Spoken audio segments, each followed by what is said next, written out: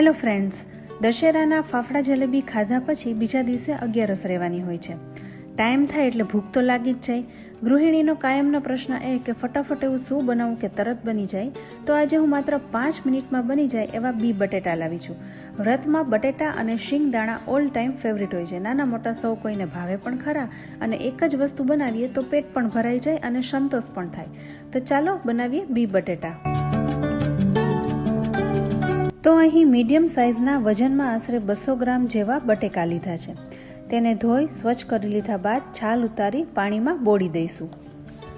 હવે આ બટેટાને 4 થી 5 ટુકડામાં કાપી મીડિયમ સાઇઝની સ્લાઇસમાં કટ કરી લઈશું. અહીં તમે જોઈ શકો છો, સ્લાઇસ છે એ બહુ પાતળી પણ નથી અને બહુ જાડી પણ નથી. એવી રીતના સ્લાઇસ કરીશું જેથી કુકરમાં ફટાફટ ચડી જાય. હવે બટેટાને પાણીમાં સારી રીતે ધોઈ લઈશું જેથી બધો સ્ટાર્ચ નીકળી જાય, અને ફરી પાછું બીજું પાણી ઉમેરી બટેટાને ધોઈ બધું પાણી નિતારી લઈશું. હવે કુકરમાં 5 ચમચી જેવું તેલ ઉમેરીશું અને ગરમ કરીશું. હવે અહીં આપણે 3 થી 4 મુઠ્ઠી જેવા શિંગદાણા લેવાના છે. તેલ મીડિયમ ગરમ થઈ જાય એટલે એને તળી લેવાના છે. શિંગદાણા તળો ત્યારે ખાસ એ વસ્તુનું ધ્યાન રાખવાનું છે કે તેલ એકદમ ગરમ ના થઈ ગયું હોવું જોઈએ. મીડિયમ ગરમ જ હોવું જોઈએ અને મીડિયમ ટુ લો ફ્લેમ ઉપર જ શિંગદાણાને તળવાના છે.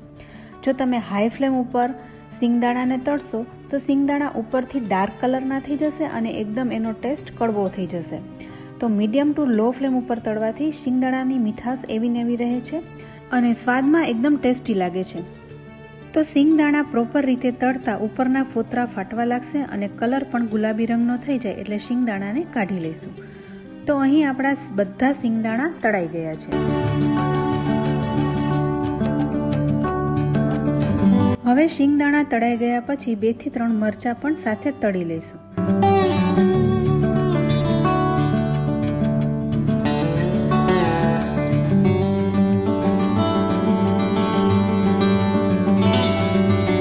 તો કુકરમાં શિંગદાણા અને મરચાં તળ્યા પછી 4 ચમચી જેવું તેલ બાકી રહ્યું છે. તો આટલું બધું તેલ આપણે નહીં જોઈએ, તો એમાંથી 2 ચમચી જેવું તેલ બહાર કાઢી લઈશું. આ રીતે કુકરમાં બટેટા વઘારવાથી તેલ ખૂબ જ ઓછું જોઈએ છે અને ફટાફટ બની જાય છે. તો તેલ સારી રીતે ગરમ થઈ ગયું છે, તો આપણે 5 ચમચી જેવું જીરું ઉમેરીશું.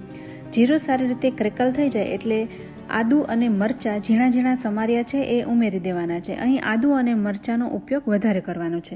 લાલ મરચું નથી વાપરવાનું, એટલે મરચાં છે એ તીખા જ લેવાના છે, તો જ એનો ટેસ્ટ સારો આવશે. સાથે આદુ પણ સારા એવા પ્રમાણમાં ઉમેરવાનું છે. તો અહીં મેં 5 થી 6 લીલા તીખા મરચાં અને 1.5 ઇંચ આદુના ટુકડાને ઝીણું ઝીણું સમારી લીધું છે. મરચાં અને આદુ તેલમાં સાતળવાથી એની તીખાશ સારા એવા પ્રમાણમાં આવશે.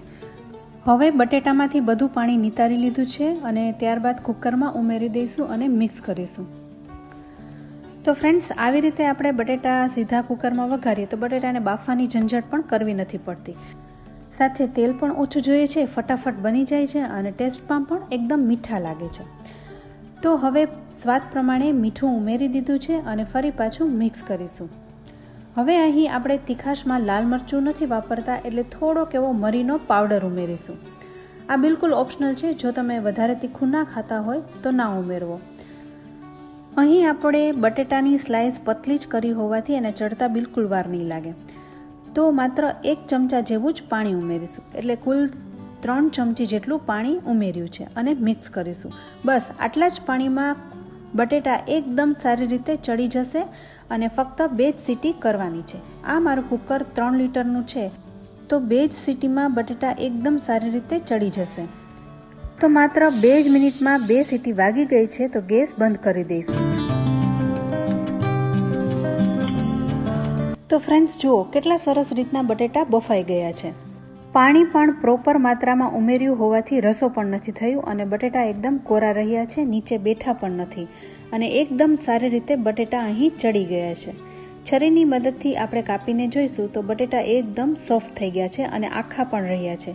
જો વધારે સીટી કરશો તો બટેટા એકદમ બફાઈ જશે. હવે સ્વાદ મુજબ થોડીક આપણે ખાંડ ઉમેરીશું. આ બિલકુલ ઓપ્શનલ છે. જો તમે ખાંડ ન ખાતા હોય તો ના ઉમેરવી. સાથે થોડું લીંબુ પણ ઉમેરી દેવાનું છે. તમે તમારા સ્વાદ પ્રમાણે આ બધું ઉમેરી શકો છો. અહીં આપણે બી બટેટા બનાવ્યા છે, પરંતુ જો તમે આવી રીતે શિંગદાણા બટેટાની ખીચડી બનાવો તો પણ આટલી જ ઝડપથી બની જાય છે. આવી રીતે બટેટા વઘારી શિંગદાણાનો પાવડર ઉમેરી દો તો ખીચડી તૈયાર થઈ જશે. હવે એક બાઉલમાં કાઢી લઈએ.